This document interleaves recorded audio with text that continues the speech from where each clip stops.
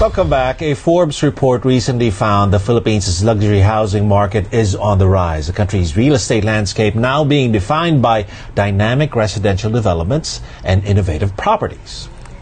Torre Lorenzo Development's Chief Executive Officer Tomas Lorenzo and Business Development Manager Monica Lorenzo joins us on the show to talk about the mark they want to leave on their industry. Thank you so much, the two of you, for coming here tonight. Thank you. Good evening. Thank you so much. Thanks for coming over. Now, the TLDC was primarily known for its university residences, the ones you built in La Salle at the University Belt. Of course, you've gone full scale now, but I just want to ask this question because I haven't been in one, a university residence. Student residents before were what boarding houses? My dormitory was nowhere near. I don't think. Exactly. How has it evolved in the past 25 years, and what's in it? How is it different in terms of maybe design and amenities? What do you see when you walk in the door? Yeah. Feels like a hotel, a high-end hotel at that. And many parents who walk in say they wish they were back in school. I can imagine. Because we have really uplifted the standards of university residences to the point that you feel like you are in a high-end building in BGC or Salcedo or Legazpi or Pasig or anywhere. Because, for example, our swimming pools now are 25 meters long. You have a nice long lap pool. We have gyms that rival, all the gyms that people subscribe to. We have our study lounges are as nice as a lounge in a hotel. And we have lounges for visitors and we have lounges for residents. Don't those amenities discourage the students from going to school? You wouldn't go to school if you lived there. No, actually, the parents are happy because then the kids no longer have to find a place to hang out. Yeah. Our big problem is that many of their friends come to hang out in our building. And that's why we had to put study rooms on the ground floor. Because they tend to, occupy the building even if they don't live there. And we try to really make these residences like their homes. So one thing that sells the parents all the time is when you enter the unit, first of all, you're not met by a security guard. There's a receptionist. Next is that your RFID card. When you pass the entrance, of course, there's an RFID card. It sends a text message to the parents. Oh dear. Okay. Yes. Wait, I'm ready now. Which parents love. It's a unique selling point. And then they see all the amenities of the building and they say, this is where we will entrust our kids. Plus there are 300 CCTV cameras around.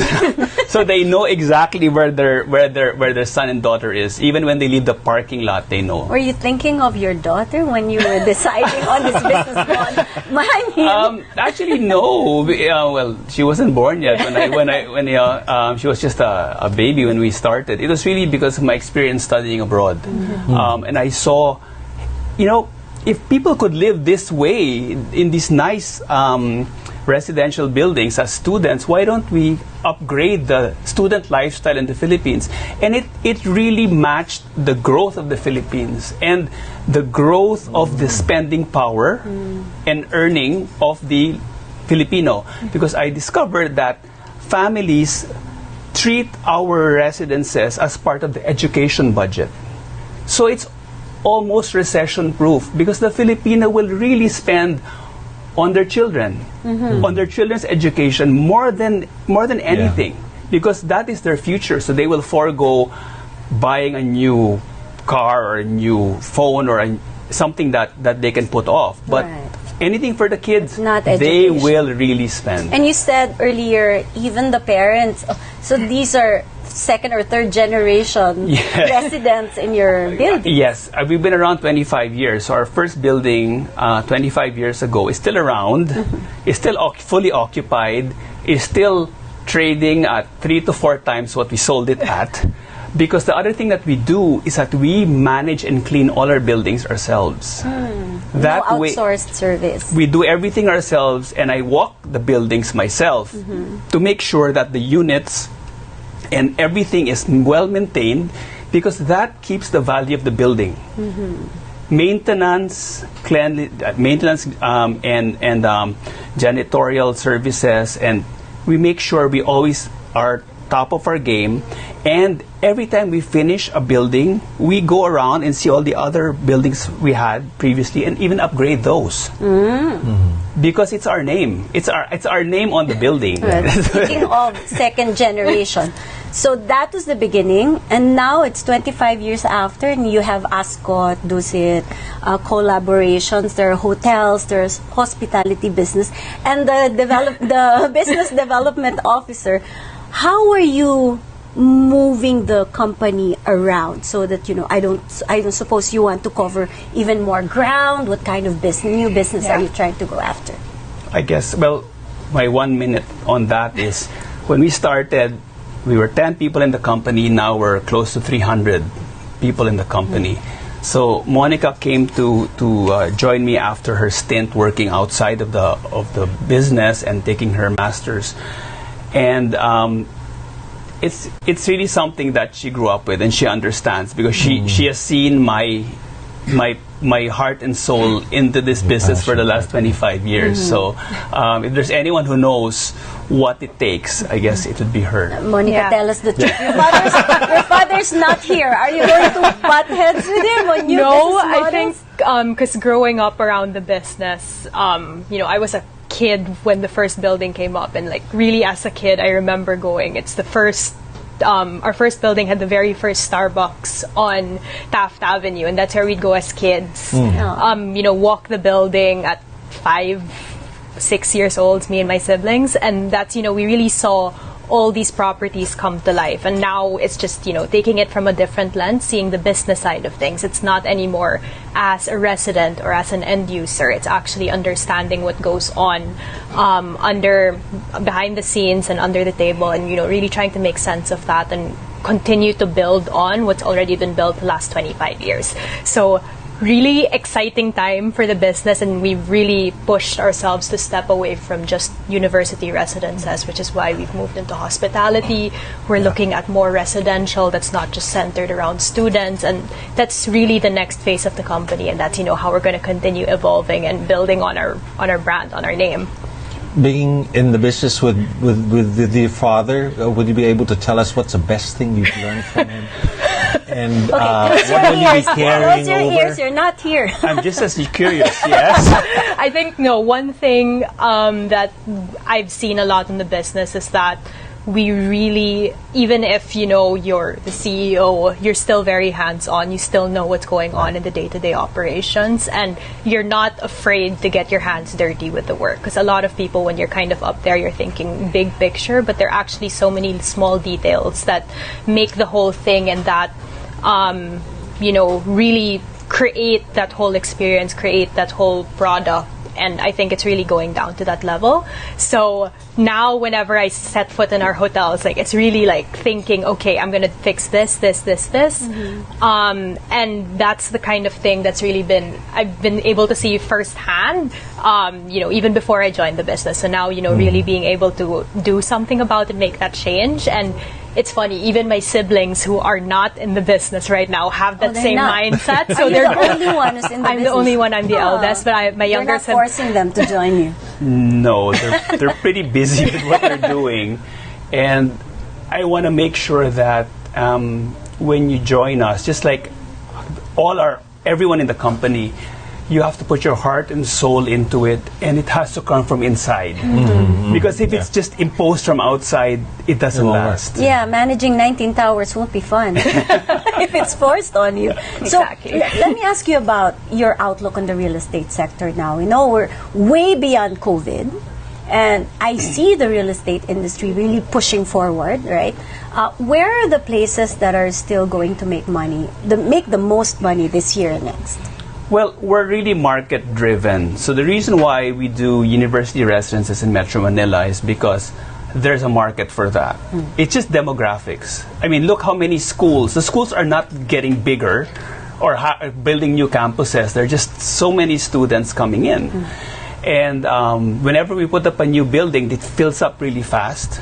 So I don't have a problem with that. But it's really growth in the provinces that I am seeing, and we were very bullish on the provinces. That's why we're in Lipa, Batangas, Davao region, and we have all these other areas which we're trying to develop outside of Metro Manila, but not for university residences. It's what the market needs. What we discovered are there are many Filipinos who are coming back from abroad, you know, the overseas expatriates.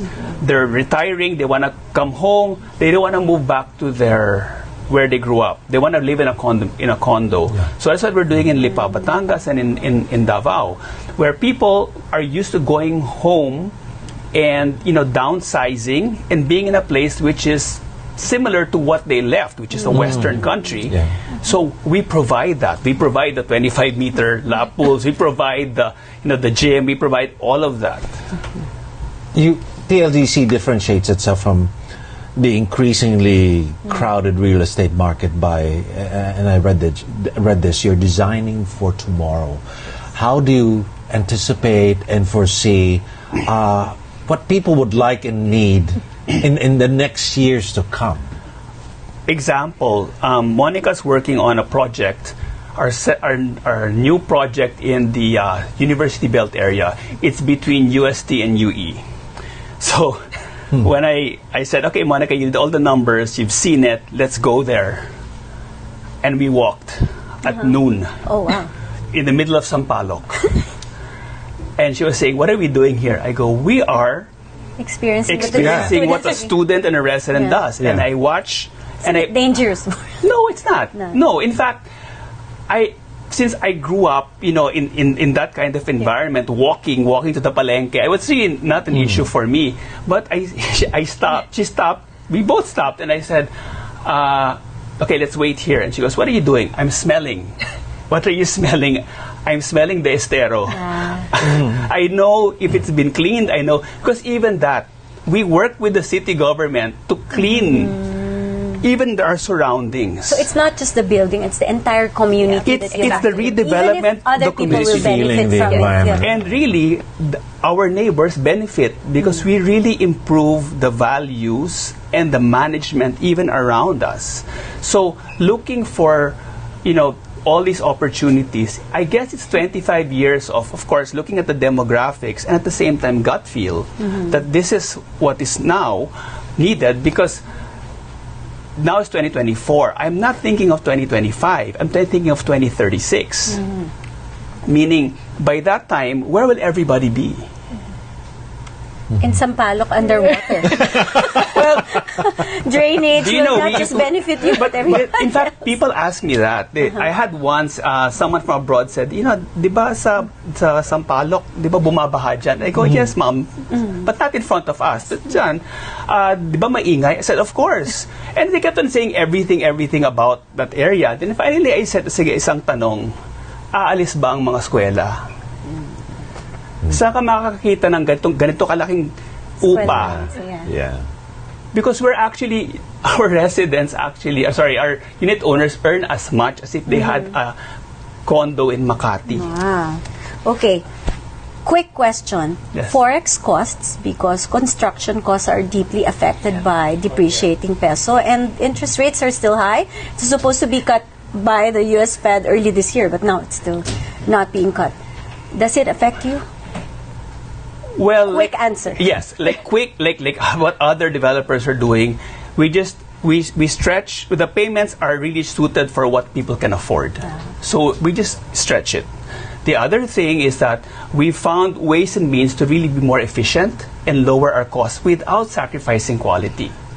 I mean, I've been doing this 25 years. I've seen the technology improve so much that the construction cost has really come down because of efficiencies and use of new materials. Well, you know, the time is not enough. I hope you'll come back and discuss with us please. again. Thank you very much for joining us today. Thank you. Thank you. Thanks. That's your Business Outlook. I'm Ron Cruz. And I'm Salvi Duplito. The World Tonight comes your way at the top of the next hour. Keep it here on ANC.